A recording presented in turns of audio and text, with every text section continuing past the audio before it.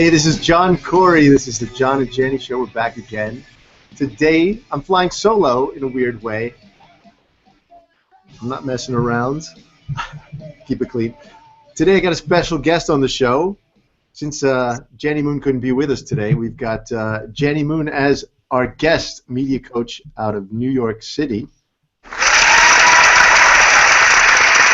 There she is. Hi, Jani. Hi. Yes, we're interviewing me today, huh? We're interviewing... That's special. Yeah, our guest canceled at the last minute, so no, it's not true. It's always the guest. It's not true. I really did. I've wanted to do this for a long time because I'm fascinated by what Jani does, and I should know best because she did it to me. So I wanted to talk about that for a second. It's about media coaching, about getting on air, getting on video, or presenting in front of a group. And that was something that I never saw on my path ever. And at some point I got my book right, which is, as we always mention, almost done. And when I had the concept for the book, I contacted the company that Jani was working for. And my first meeting with them, I was like, yeah, it's not about me, so I'm not like a part of this whole picture. I just want to write a book and get it published. And they were like, no, we're going to get you on the radio. We're going to do all this stuff with you. You're going to start presenting. I was like, no, we're not doing any of that. And so slowly but surely I got my arm twisted and had to start presenting, and they tried to get me to go on the radio, and they did get me to go on the radio, and they got me Jani Moon as my media coach, and it was an interesting, what do you call it? A life-changing experience. Life-changing experience. An interesting process, and there's so many people online today. So do they need media coaches? And so I would not be doing any of this if it weren't for Jani, right? I mean, I never would have. I hosted a couple radio shows and got really used to presenting a little bit. I mean, even this is kind of out of my comfort zone, doing all this stuff. Yet here I am doing it, and it's all because of her tutelage. So I wanted to take us all through that today, what she does and why, right? So Jani. John. Tell us, what do you do? What do I do? Okay. Well, I always say I make you a star in your life and in the media because I feel like they're one and the same. So I do a lot of... Explain that first off. Okay, well, so here, the basic thing is, and you know I'm a spiritual person, so I believe like all of us have a message on this planet to share. We all have something, we all have some area of expertise. You just may not know what it is. And a lot of times that area of expertise comes from, you know, your natural born superpowers and gifts. It comes from challenges and tragedies that you've overcome and that you've become an expert at this one thing because you had to. And you have a voice, like you have something that you can share with the world, teaching them how to do something, to overcome something, so that you can make the world a better place. So I always start from there, right? So I believe everyone has a purpose, and you just have to find out what that message is.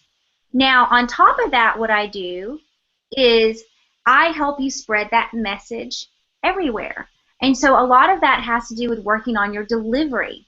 So you have to be lovable, you have to be powerful, you have to be authentic. You need to be. What if you're not lovable?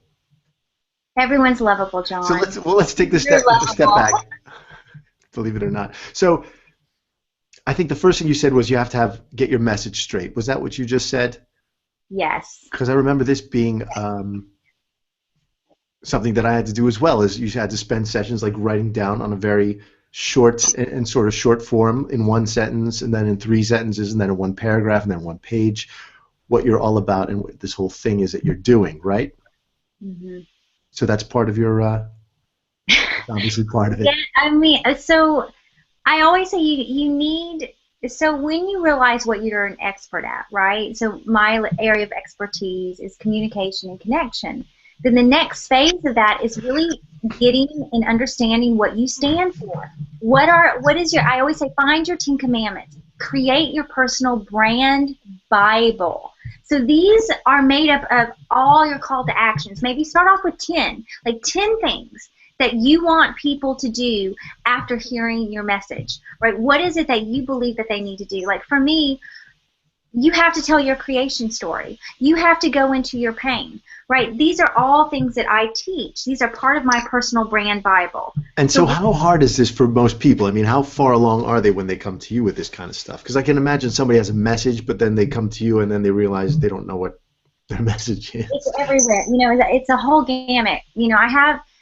I have celebrities that are already in the media and they just need fine tuning. Like a lot of times they're all about the facts and they're not sharing enough of who they are. They're not going vulnerable enough. But then at the same time, I help people who are just getting started. They usually come with some idea of what their messaging is, but sometimes we work on content development. We work on them getting really clear on what they're wanting to share. And it's a life-changing process. Like, that's the beautiful thing. Like, and that's one of the things I teach. Like, this is not just about you teaching about health or you teaching about dating or business. It's about you teaching in every area of your life because it's all connected. And so that does sound like a real life-changing sort of thing. So how confronting is this for people? Because for me, this was like a tough thing to do, is to get onto camera and to start presenting and to narrow it all down. I mean, it was tough, obviously. Yeah, you used to tell me you weren't going to do it. You remember? You would say, you said you didn't Throw? want What was that word, throw, you were going to say? I was going to say throw tantrums. I saw that coming, yeah. But look at you now. Like, remember, like, you're a good-looking guy, and you did not like seeing yourself on video, and that's very common, too. Well, I still don't like seeing myself on video, but for some reason I've gotten used to it. So I think that's also part of the process, being pushed into the deep end and then just adjusting to the whole shock of it all, right? A little bit, yeah, definitely. I mean, my job is to assess so first of all, a lot of times too, I'll decide what kind of communicator you are, right? You might be an oversharer, you might be a withholder, you might be a drama queen. Like, depending on what kind of communicator you are, it's an informal assessment to know what your needs are. If you're an oversharer, guess what? You need to talk more. I mean, excuse me. Talk more, Lynn. If you're an oversharer, you need to say less to have more impact. If you're a withholder, you need to talk more, right? And where did you get this all from? Is this like your own system, or is this just something you've It's the own experienced? system from having studied and worked, with so many people. I mean, my job, and I spent over 10 years studying communication and how people connect. And so my job is to find out how you connect, how you communicate, and then, based on those, like for you, I mean, you're definitely more like a withholder, for sure. I'm a withholder? I would say something right now, but I'm not going to. So if we were working together, it would be about you. And I'm an oversharer, so I need to talk way less. So you need to talk more, and I need to talk less. Keep going. So, I mean, if we take a look at now how the world is kind of working and how everything, I mean, there's so many people putting themselves onto YouTube and everything like that. So, yeah. So it's like, I think you have like these two categories of people who need media coaching and people who kind of, because they're already in the media and they stink at it, or there's already in a sort of, in the limelight somewhere and they stink at it. And there's people who want to be in the limelight, or they want to, what you said, get their story out, but they are too afraid and they have no idea. I mean, listen, obviously I'm an advocate for media coaching because this is what I do, but it's because it's an art, it's a craft like anything, right? You need to build skills to get great at anything. And teaching storytelling, like storytelling is an art. Like, your job when you tell a story is to take me on an emotional journey. Now, are there some people who are natural at it? Of course. But everyone, including myself, we all can use, training in how we communicate better and how we can connect better. Right. As a quick aside, I remember this, we had the presentation at my son's school, and the person presenting it was like the worst speech I've ever seen in my, it was just, and then now maybe I assess that better after I've been with you and I know what it's like to be good or not good. Do you know what I mean? Yeah. Well, what was so bad about it? She was just super dry, monotone voice, and just like no story, no emotion, no nothing, just sitting there and telling facts in the driest way possible, and an overshare and whatever you want to call it. It was just awful. That person was an oversharer? Yeah, and I couldn't believe. I mean, overshare in the sense that she just kept saying all these things, and there was no like But tie-ins anywhere. in a monotone voice, just like talking, talking, Monotone voice, talking. Okay, so like, the beautiful thing about this is like it's a reflection of this woman's life, right? So if you do not speak with feeling, where in your life are you not feeling, right? Where are you not feeling more of your life? If you were talking, if you're just like a hamster on the wheel, just blah, blah, blah, blah, blah, blah, and not really like saying anything of importance, just like you're filling that space, Yeah. like, where is it that you are trying to distract yourself and not actually step back and be quiet and really go inward and listen? See, this is what fascinates me about this. Like you said, it's a life-changing thing, I think, to do this. And if somebody's like that on a very monotone level, you're going to be digging into. There's probably, well, I said she's a overshare, but maybe she's not an overshare. Maybe she's somebody on an emotional level who's kind of shut off, and that comes out in her speeches. Mm-hmm. And then what's that? I think you're right. I think it's both, though. I think. But then maybe you're going to get in there and kind of, what do you call it? Call her on that and be like, listen, you're not getting into these emotions here. And for her to do that, it's going to screw up her whole way of existing, her whole existence. And so, do you deal with that a lot too, like the kind of emotional aspects of people doing this? Oh my gosh, totally. Like, I mean, it is sometimes people tell me, like, sometimes it's like therapy, right? Because the thing is like, I'm not trying to make you into something. I'm actually, it's a stripping away, right? It's a stripping away process. And most of our communication was formed before the age of 5 years old. And then over the course of time, because of the personal experiences, trauma, the way your parents talk to you, you build up all these walls, and they affect the way you communicate and actually connect to somebody. So my job is actually seeing what's underneath all that crap and being like, this is how you really are. Let's peel away this other stuff, but it can be a painful process for people. And how reluctant are people to do that?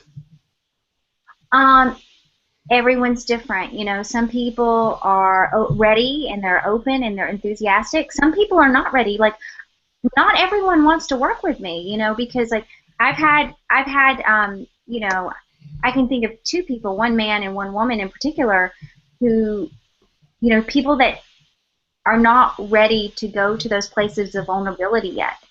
And I just can't take it personally. It makes me sad. Like, I want people to, because to me it's not just about being a star in the media, but it's actually a deeper level of connection and sharing. Sharing your authentic self. But yeah. But then I want to go into this now real quick, because you talked about being vulnerable, but maybe people don't want to be vulnerable. But is that sort of your theme? Okay, so we had a conversation about this on email once, and I'm going to talk about it. But you go ahead and shoot it.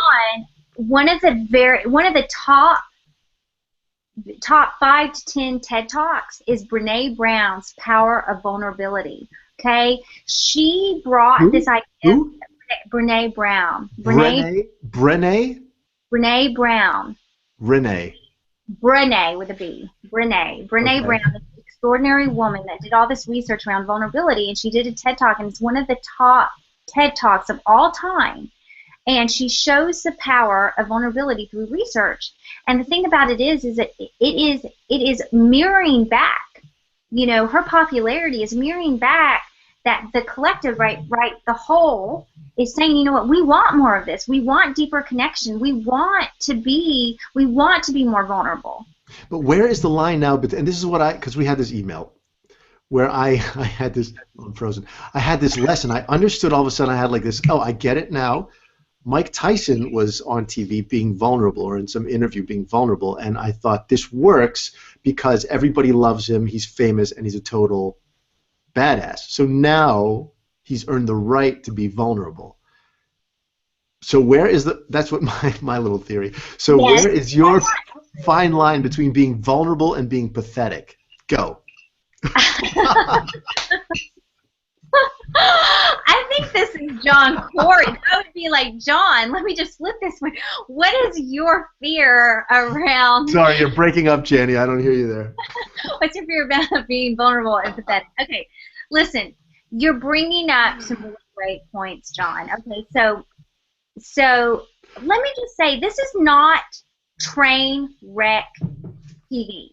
I am not about you just throwing and vomiting out everything, every dirty little secret, every shocking little thing you can think of, and putting it out there. No, because there's got to be a happy ending. I'm not here to be vulnerable for no reason. I'm coming out to be an expert as somebody who's, like you said, an expert. So vulnerable and expert don't always match up, do they? Yes, they do. Being a real expert is not being an expert. A real expert is not one that has all these PhDs and blah, blah, blah, book smart, and puts themselves in this ideal image that's better than you and me and everyone. A real expert is one that has experienced, has gone through it, has like been in the trenches and come out better, right?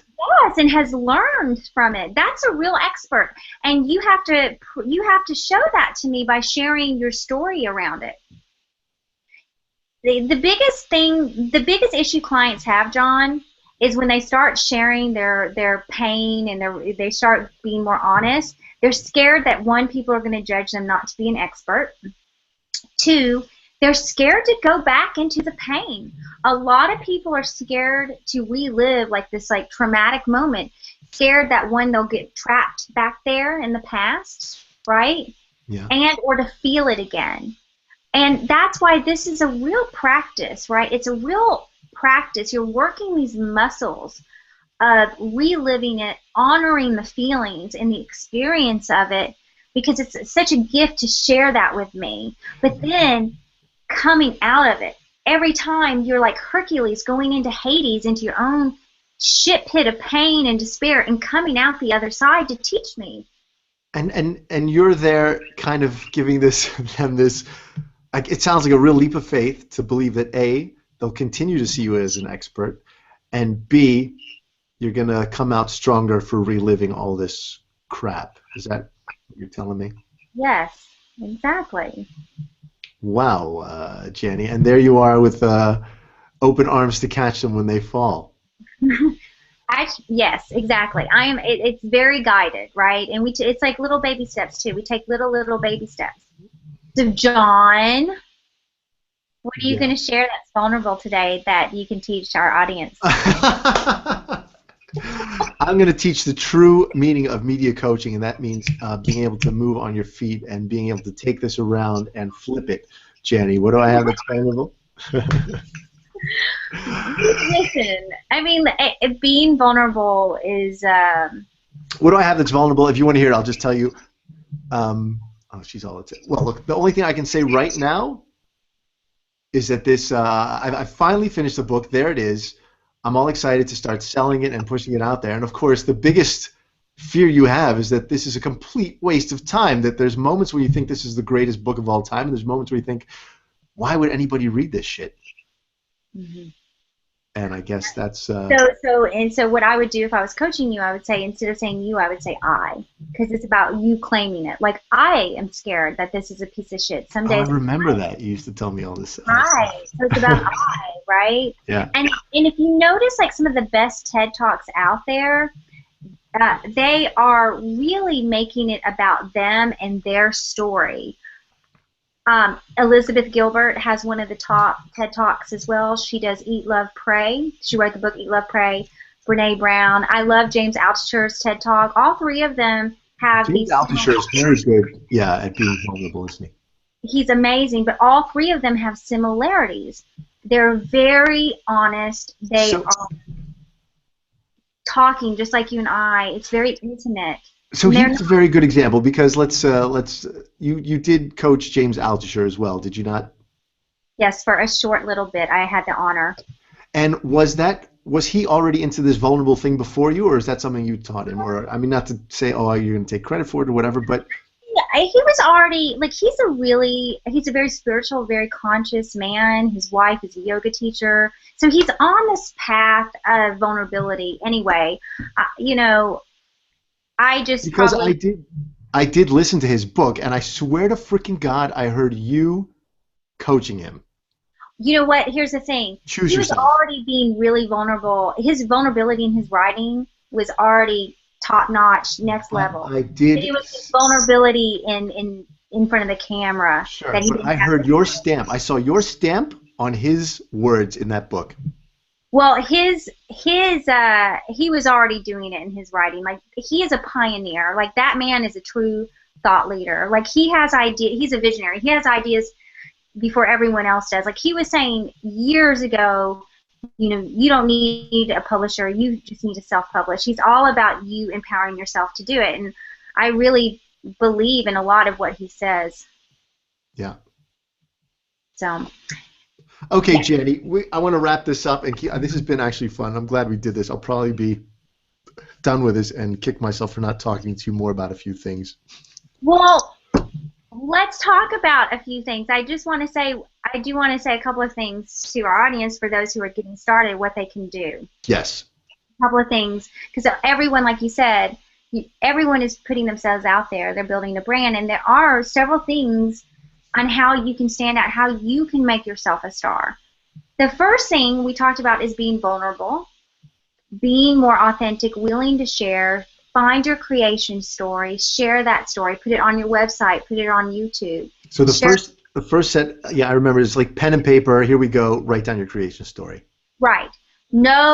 Also have your call to actions. Know what you stand for. What are the things that you really hope that people will do after they listen to you, after they listen to your stories? What are you trying to? So pen and paper. My call to action is, what is a call to action now?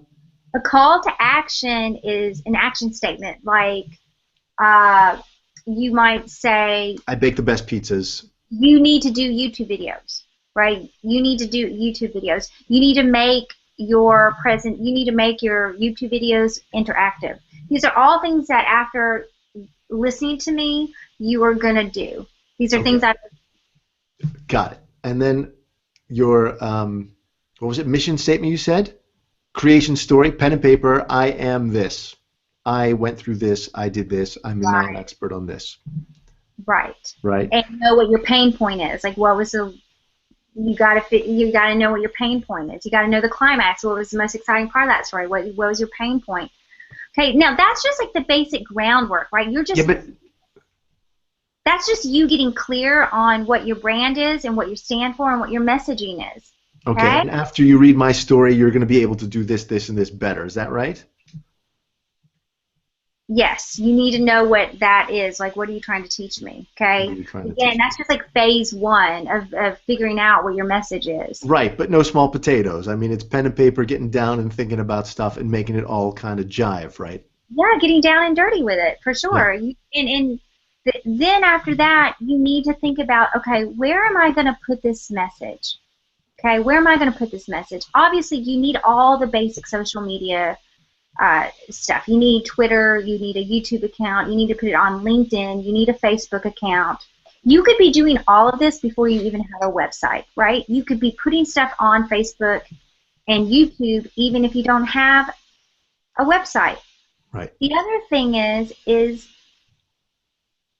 now you've got to think about how you're going to deliver it, right? You've got to deliver it with power, with authenticity. There's all kinds of things you can do on YouTube. There's all kinds of videos you can do to show yourself. Your job is to give me quality content, entertain me, and make me fall in love with you. Okay. So you've got to think about all of those things. What is my content that I'm putting out there? How am I delivering it so it's like awesome and entertaining, funny, endearing?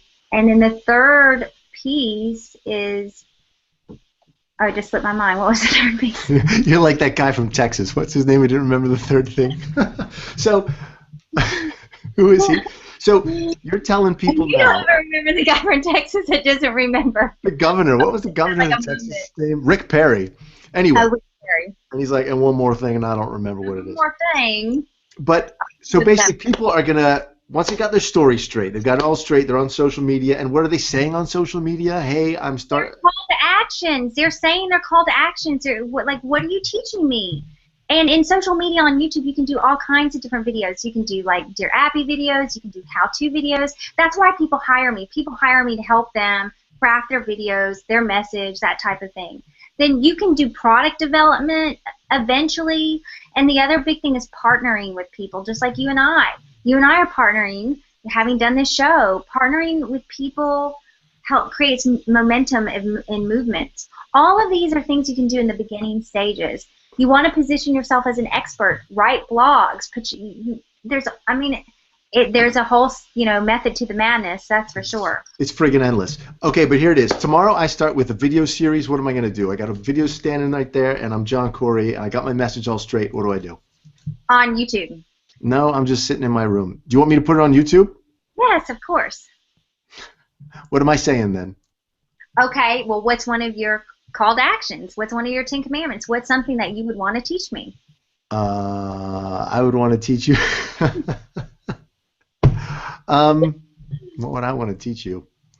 That's related to your brand chronology. I would want to teach you that evolution is kind of the leading force of the universe, man.